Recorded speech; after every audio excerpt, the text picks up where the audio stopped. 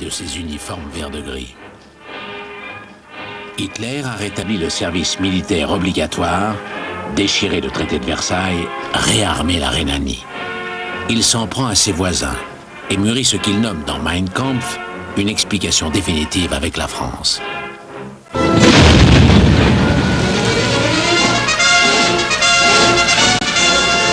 Le 10 mai 1940, Hitler lance son attaque sur la France à travers le Luxembourg, la Belgique et les Pays-Bas. Dans le même temps, ses blindés forcent le passage à travers les Ardennes, un terrain réputé infranchissable aux engins motorisés.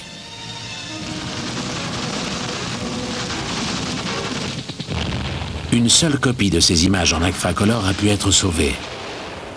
C'est le premier film de propagande en couleur allemand, une reconstitution tournée quelques semaines après l'attaque contre la France. Ces images mises en scène par un capitaine de la Wehrmacht étaient destinées aux troupes allemandes. C'est du cinéma au sens propre et figuré. Ces images moins spectaculaires sont en revanche parfaitement authentiques. Elles ont été tournées par des militaires allemands tandis qu'ils progressaient à travers la France en pleine défaite.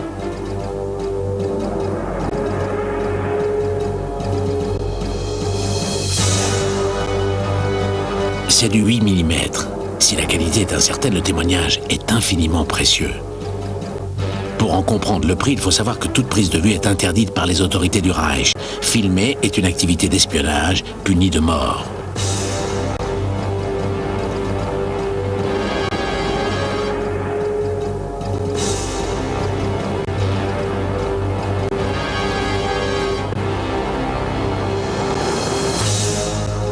Images chaotiques saisies au vol, par-dessus la portière d'une voiture ou du haut d'un blindé. Les cinéastes amateurs de la Wehrmacht qui transgressent furtivement les interdictions nous ont légué ce témoignage brutal et sans phare de l'effondrement de notre pays.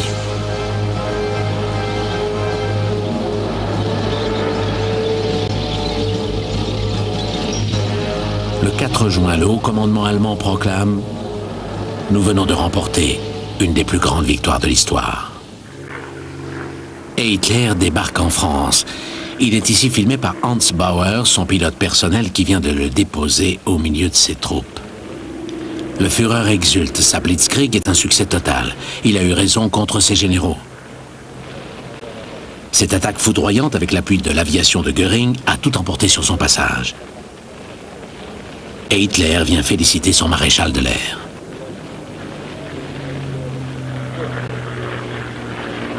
Le Führer ordonne qu'on sonne les cloches pendant 3 jours à travers toute l'Allemagne, au grand enthousiasme des troupes victorieuses.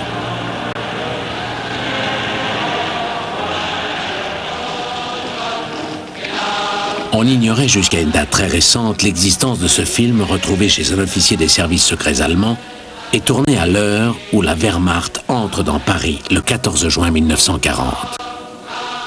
La capitale a été déclarée ville ouverte. Le matin même, les Allemands ont hissé le drapeau à croix gammée au sommet du ministère de la Marine, puis sur l'Arc de Triomphe.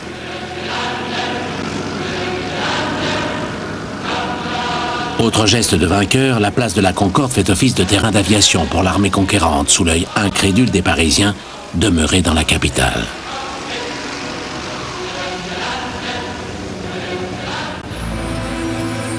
Les autres sont quelque part. Immobilisés sur le bord d'une route, désorientés sur les trottoirs de villages abandonnés.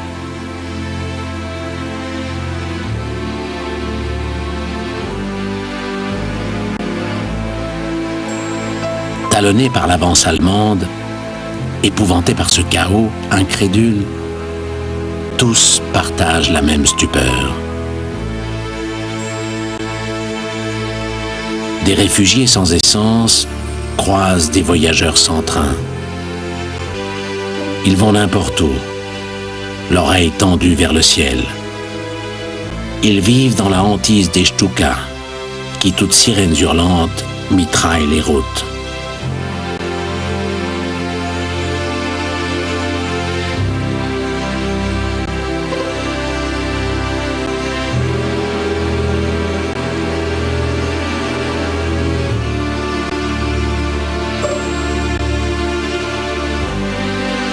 Et ils sont rattrapés par des caméras allemandes insolentes.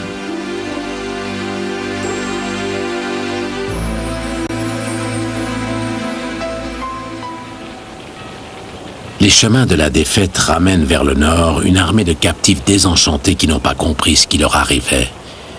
Si beaucoup se sont courageusement battus, des centaines de milliers d'hommes ont été capturés sans avoir aperçu un Allemand. Soldats métropolitains et troupes coloniales sont emmenés vers les camps de prisonniers. Ils attendent une libération rapide maintenant que l'armistice a été signé. Des nouvelles rassurantes circulent le long des colonnes. Rares sont ceux qui cherchent à s'évader. Terrible désillusion lorsqu'à la fin de l'été 40, 1,5 million de ces Français se retrouvent enfermés en Allemagne pour la durée de la guerre.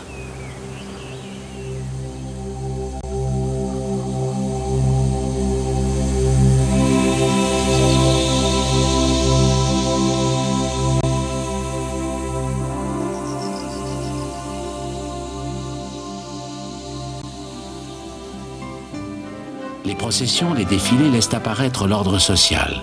Les hiérarchies s'affichent des magistrats aux professeurs, des militaires aux prélats.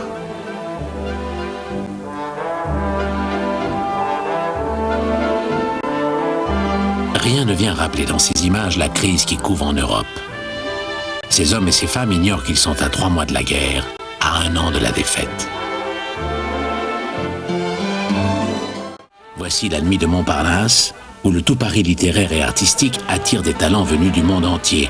Picasso, Dali, Miller, Man Ray vont et viennent entre la rotonde et la coupole, entre la fin de la crise et le retour de la guerre mondiale.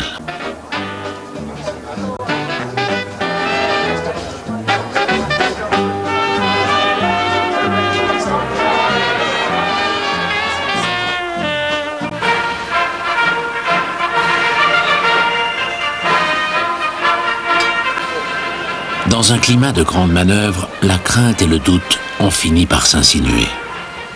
Face à un État totalitaire, que pèse la France républicaine?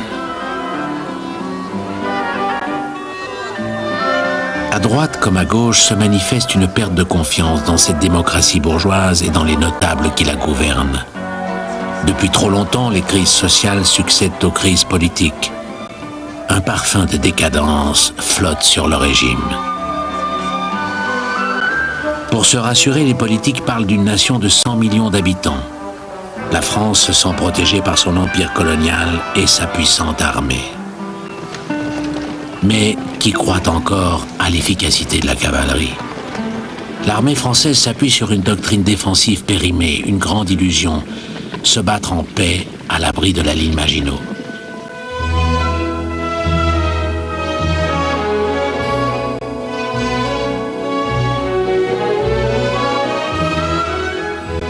Tandis que s'achève le festival d'art allemand, le ballet diplomatique se prépare dans la coulisse à mettre un point final à ces 20 années de paix. Dans un mois, la signature du pacte germano-soviétique laissera les mains libres à Hitler.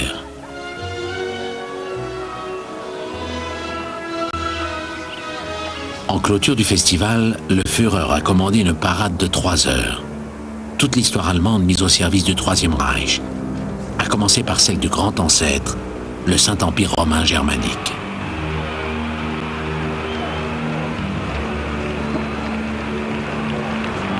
Hitler aime à répéter que depuis Charlemagne, il est le seul à avoir réuni dans sa main un pouvoir illimité.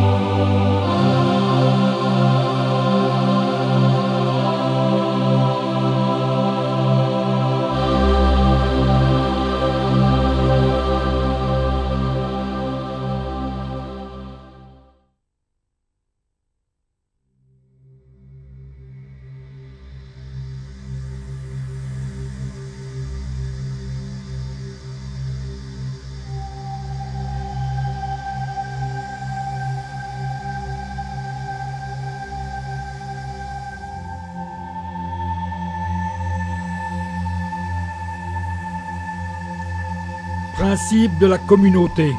Article 1.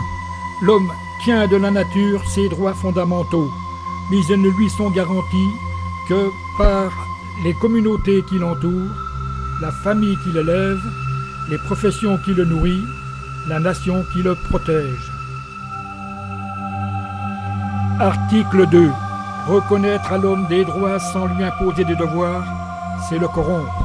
Lui imposer des devoirs sans lui reconnaître des droits, c'est l'avilir. Article 3. La liberté et la justice sont des conquêtes. Elles ne se maintiennent que par les vertus qui les ont engendrées. Le travail et le courage, la discipline et l'obéissance aux lois. Article 4. Les citoyens doivent travailler à rendre la société toujours meilleure. Ils ne doivent pas s'indigner qu'elle soit encore imparfaite. Article 5. L'esprit de revendication retarde les progrès que l'esprit de collaboration réalise. Article 6. Tout citoyen qui cherche son bien propre hors de l'intérêt commun va contre la raison et contre son intérêt même. Article 7. Les citoyens doivent à la patrie leur travail, leurs ressources et leur vie même. Aucune conviction politique, aucune préférence doctrinale ne les dispense de ces obligations. Article 8. Toute communauté requiert un chef. Tout chef, étant responsable, doit être honoré et servi. Il n'est plus digne d'être un chef dès qu'il devient oppresseur. Article 9. L'État a pour fin la sécurité, le bonheur et la prospérité de la nation.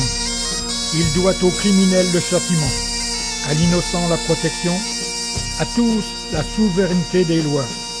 Ses hauts devoirs définissent sa mission. Il ne l'accomplit qu'en exerçant l'autorité dans la justice.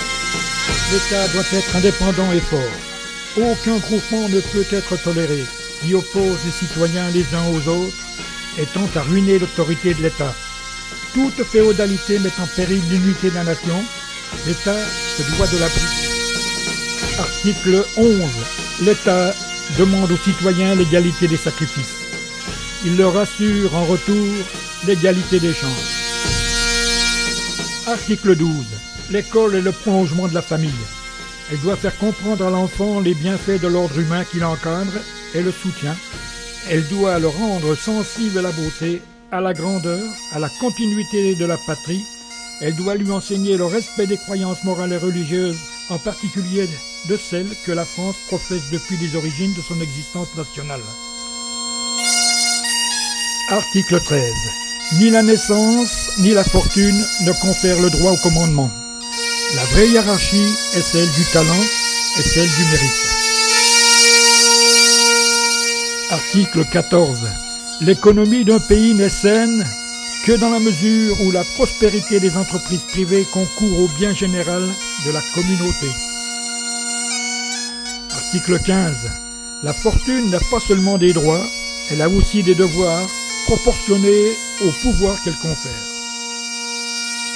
Article 16. L'État délègue à ses fonctionnaires une part de son autorité et leur fait confiance pour l'exercer en son nom. Mais pour cette raison même, il punit leurs défaillances avec une sévérité exemplaire.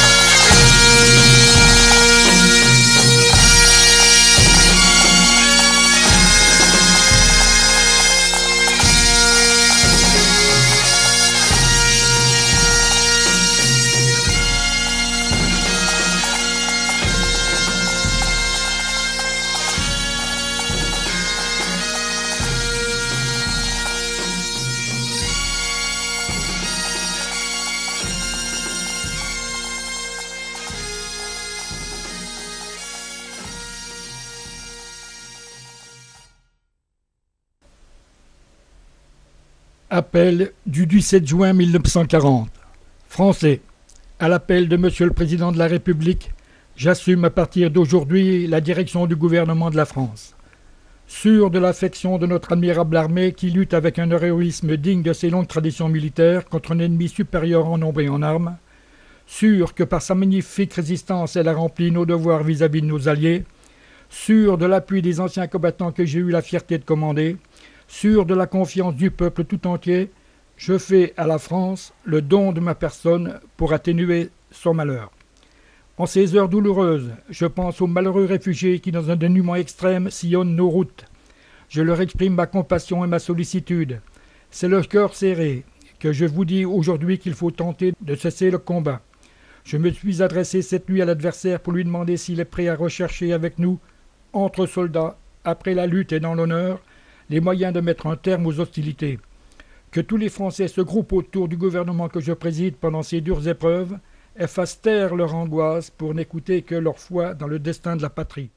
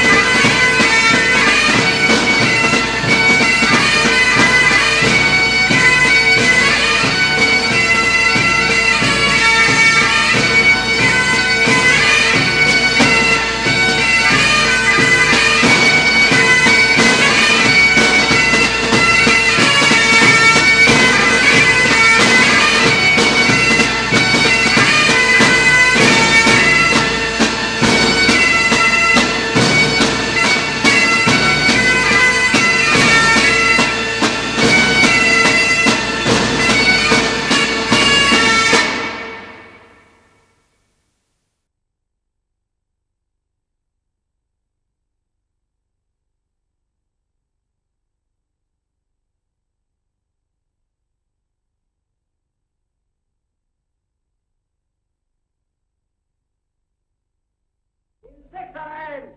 Coréens, marche. Ils s'arrêtent.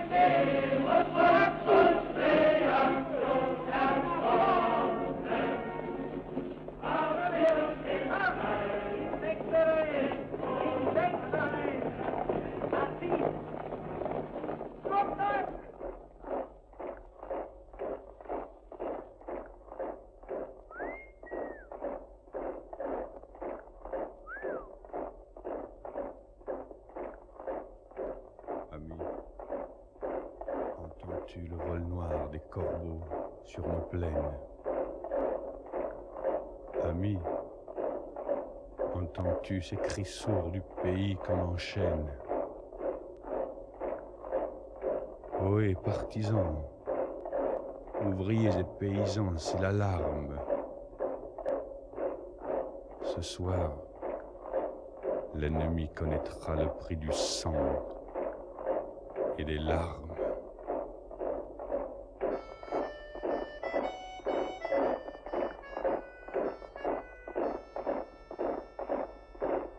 Montez de la mine, descendez des collines, camarades. Sortez de la paille les fusils, la mitraille, les grenades. Oh, et les tueurs à la balle et au couteau, tuez vite. Oh, et saboteur, attention à ton fardeau, dynamite. C'est nous qui brisons les barreaux des prisons pour nos frères. La haine à nos trousses et la faim qui nous pousse la misère. Il y a des pays où les gens au creux des lits font des rêves. Ici, nous vois-tu, nous on marche et nous on tue, nous on crève.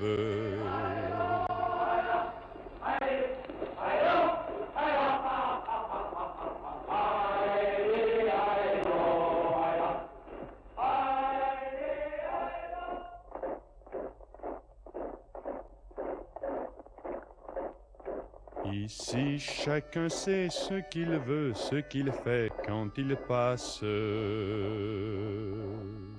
Ami, si tu tombes, un ami sort de l'ombre à ta place. Demain, du sang noir séchera au grand soleil sur les routes. Chantez, compagnons, dans la nuit, la liberté nous écoute. Amis, entends-tu les cris sourds du pays qu'on enchaîne? Amis, entends-tu le vol noir des corbeaux sur nos plaines?